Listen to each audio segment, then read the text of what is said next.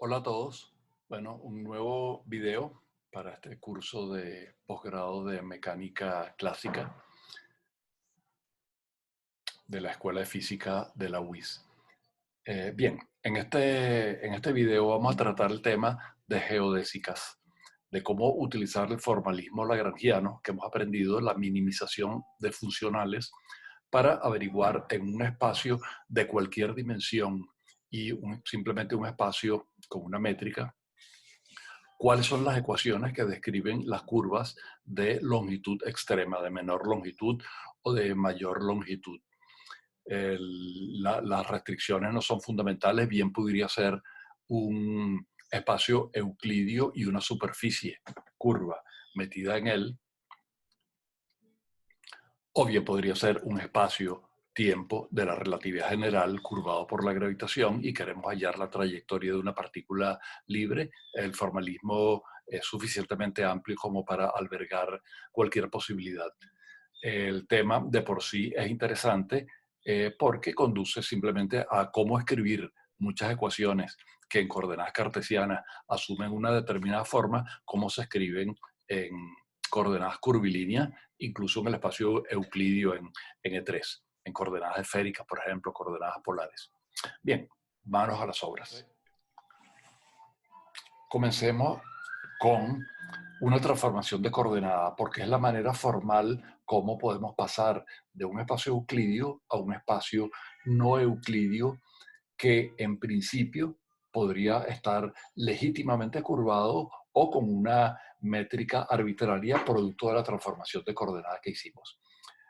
Vamos a asumir esa forma porque pedagógicamente conviene. Supongamos que tengo tres coordenadas cartesianas, x, y, z, y yo quiero pasar a coordenadas curvilíneas Q1, Q2 y Q3. Si quiero pasar de las coordenadas xj, las coordenadas cartesianas, a coordenadas generalizadas curvilíneas QI, por ejemplo, r, θ y phi. Esta transformación de coordenadas en las cuales ustedes expresan las coordenadas viejas, cada coordenada vieja en términos de las nuevas es por supuesto reversible. Aquí expresan las coordenadas nuevas en términos de las viejas. Y sabemos que el jacobiano de esa transformación tiene que ser distinto de cero para que ambos los ejes X1, X2 y X3 y los ejes, entre comillas, Q1, Q2 y Q3 sean buenos sistemas de coordenadas, no colapsen, no induzcan a singularidades a singularidad de las coordenadas. En coordenadas cartesianas, el elemento de línea es simplemente el teorema de Pitágoras, que está codificado aquí en términos de una métrica, que es la métrica unitaria, la métrica euclidia. En coordenadas cartesianas es la diagonal de 1, 1, 1 o la matriz unitaria. Al pasar a coordenadas QI mediante estas transformaciones, ustedes lo que tienen que hacer es expresar los diferenciales de las viejas coordenadas en términos de los diferenciales de las nuevas coordenadas utilizando esta transformación. Y el resultado se puede expresar muy simplemente como esta cantidad. Aquí la distancia infinitesimal entre dos puntos, aquí está expresado como una combinación muy simple de los diferenciales de las coordenadas. Aquí exactamente la misma longitud, el mismo elemento, el mismo pequeño intervalo, está expresado en términos de los diferenciales de las nuevas coordenadas. Para que eso funcione, este conjunto de coeficientes, que son la métrica en el nuevo sistema de coordenadas, queda definido de esta manera.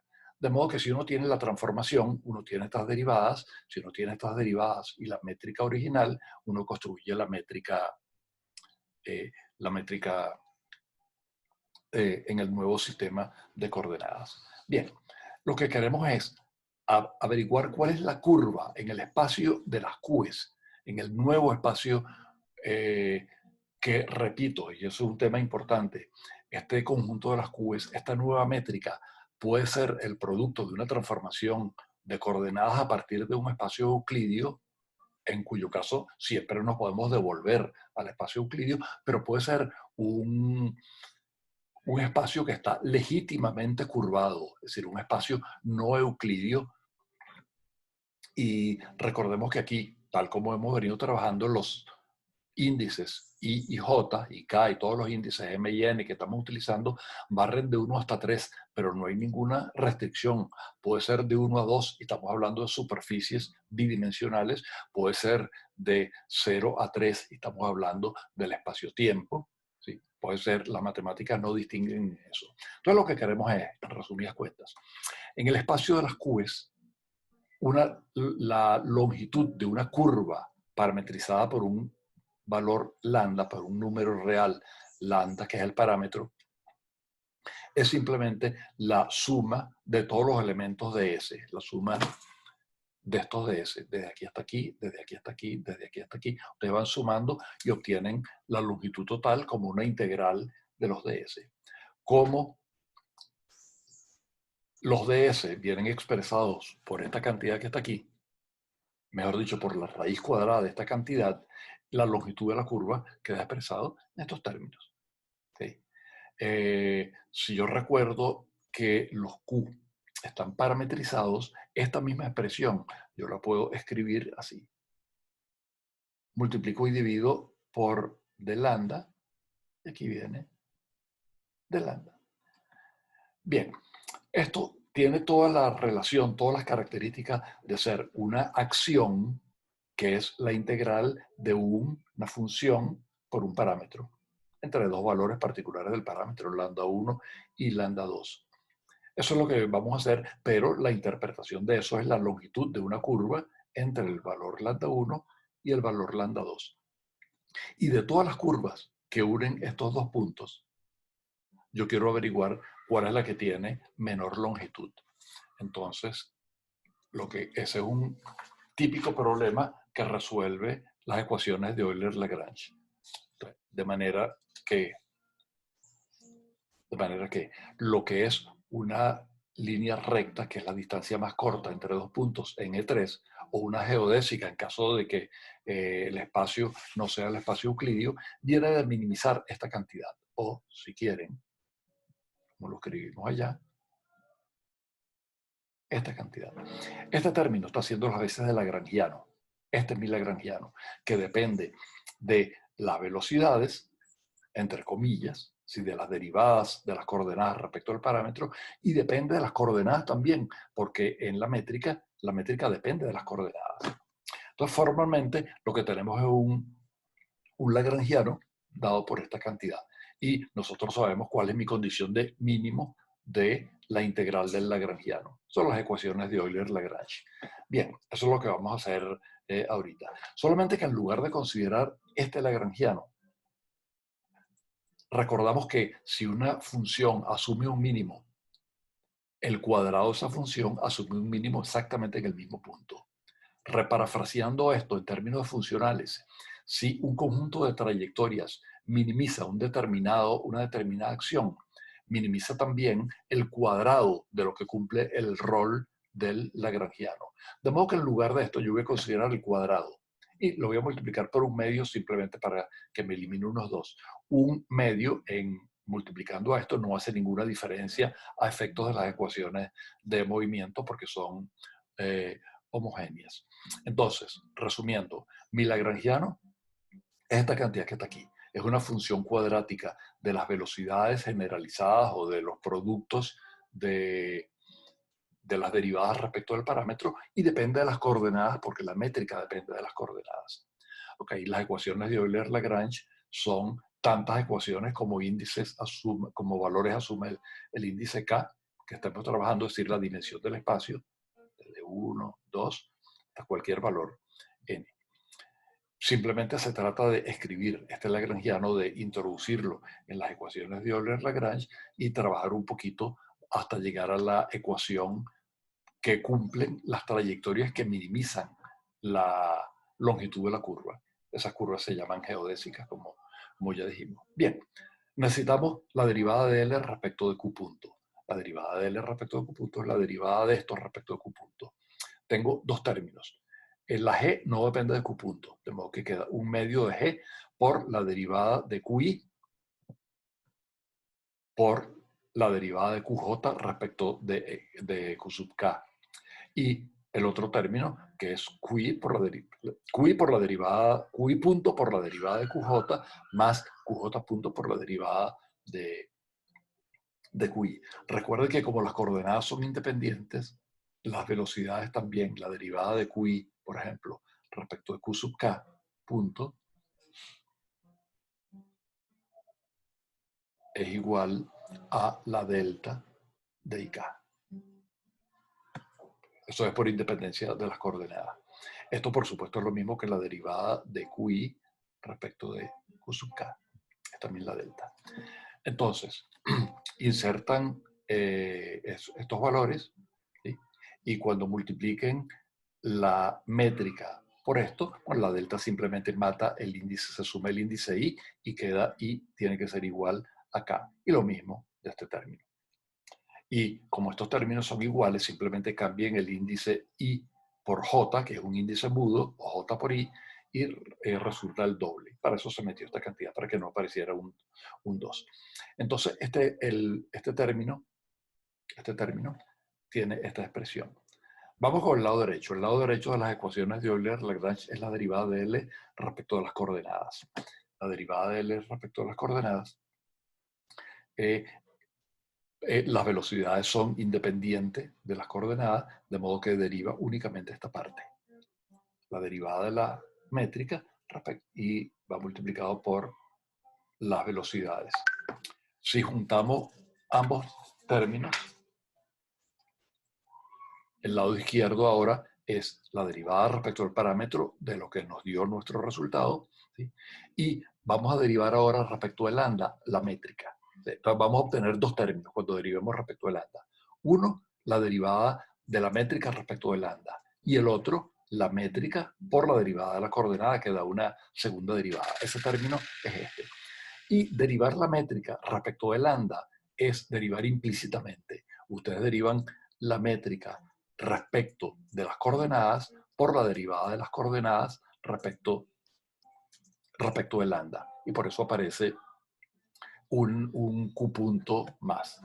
Finalmente, las ecuaciones de Euler-Lagrange tienen este aspecto. Bien. Pasen este término para el lado derecho y se quedan con el lado izquierdo, que es el que contiene la segunda derivada, digamos, las aceleraciones. El lado derecho tiene algunas simetrías particulares. Si ustedes cambian, primero cambien el índice M por el índice I aquí. Como M es un índice de suma, lo pueden llamar I, para que simplemente aparezca QI punto por QJ punto, y aquí también aparece QI punto por QJ punto, y lo factorizan. Aquí está factorizado. Lo que resulta es esto.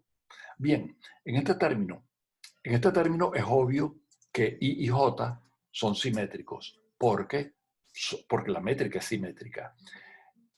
Aquí no es obvio que sean simétricos, pero de hecho no son simétricos. Sin embargo, cualquier asimetría de ellos queda muerta al contraer con Q punto I, Q punto J, porque esto es automáticamente simétrico, esto es idénticamente simétrico. Y recordando que una matriz simétrica por una antisimétrica da cero, nos valemos de eso para escribir este término simetrizado y gana un 2 en el denominador. Eso es exactamente lo que estamos haciendo aquí. Este término es el original, derivada de I de G métrica KJ, derivada de I métrica KJ. Y yo le sumo este término, derivada de J métrica KI, y divido entre 2. Cualquier asimetría queda muerta por esto. Entonces lo que vamos a hacer, este término, ya está casi lista la demostración, es que saco factor común este 2 con este 2. Lo voy a pasar para el lado izquierdo y voy a multiplicar por la métrica inversa para aislar la cuadrivelocidad. Eso es lo que hacemos en esta página. ¿Sí? Aquí, originalmente era esto que está aquí. Esto es lo que teníamos. Entonces yo voy a contraer, por supuesto, el índice J es un índice de suma, por lo que yo voy a multiplicar no puede tener el índice J. Tiene el índice K y yo sumo respecto del índice K y le meto un nuevo índice M. De tal forma que esto lo que da, esta parte, lo que da es una delta de MK, perdón, una delta de MJ. Y la delta de Kronecker de MJ contraído con Q2 puntos J me transforma la J en M. Y eso es lo que aparece aquí. Aquí aparece, recuerda que yo multipliqué toda la ecuación por GMK contravariante arriba. Y reescribo el resultado de esta manera, donde salvo QI punto, QJ punto que aparece aquí, la gamma con 3 índices resume todo lo que sobra. Es decir, la gamma hay que definirla de esta manera que está aquí. Bien, estos símbolos que se llaman gamma no son un tensor a despecho de tener 3 índices. No todo lo que tiene índice tiene características vectoriales o tensoriales definidas, ¿sí? Ellos son una muestra. Los símbolos de Christoffel están definidos en términos de la métrica y sus derivadas. La métrica, bien sea de un sistema de coordenadas curvilíneos o de coordenadas curvilíneas en un espacio legítimamente curvo, me permite calcular las conexiones afines. Cuentan que Lev Landau, el gran físico soviético, Lev Landau, se inventaba métricas y calculaba mentalmente, como una especie de gimnasia mental, las conexiones afines o los símbolos de Christoffel, que son combinación de derivadas. Esto, obviamente, este es un cálculo sencillo de hacer, pero engorroso porque hay que sumar muchas veces, hay una enorme cantidad de cálculo metido. Con estos índices, con estos símbolos de Christoffel, se calculan los tensores de curvatura. Y con los tensores de curvatura se calculan los invariantes de la geometría, en particular la curvatura escalar. Cuando uno tiene una métrica extraña, preguntarse, ¿esa métrica extraña es por tener un espacio euclidio escrito en un sistema de coordenadas enredado o porque son las coordenadas naturales de un espacio que es intrínsecamente curvado y enredado? Bueno, la manera de resolver eso es si uno consigue la transformación de la métrica general a la delta, pero no siempre conseguir esa transformación es trivial. Con los invariantes de la curvatura, uno tiene una descripción absoluta invariante si un espacio es euclidio o lorentziano, si estuviésemos hablando de relatividad, o es un espacio escrito en un sistema de coordenadas extraño, o es un espacio legítimamente curvado. Bueno, eso era esencialmente, no es un área estrictamente dentro del marco de la mecánica clásica, no resolvimos ningún problema de mecánica clásica, pero es una manera muy sencilla, ya que conocemos el formalismo de Lagrange, de minimizar el funcional en condiciones muy, pero muy generales y obtenemos la ecuación de las geodésicas. Pronto les hago llegar algún par de ejercicios respecto de esto y podemos darnos por satisfechos porque ahora conocemos de dónde viene la ecuación de las geodésicas que describe la trayectoria de fotones o de partículas libres en el espacio-tiempo de la relatividad general. Y eso siempre es bueno. Hasta el próximo video. Chao.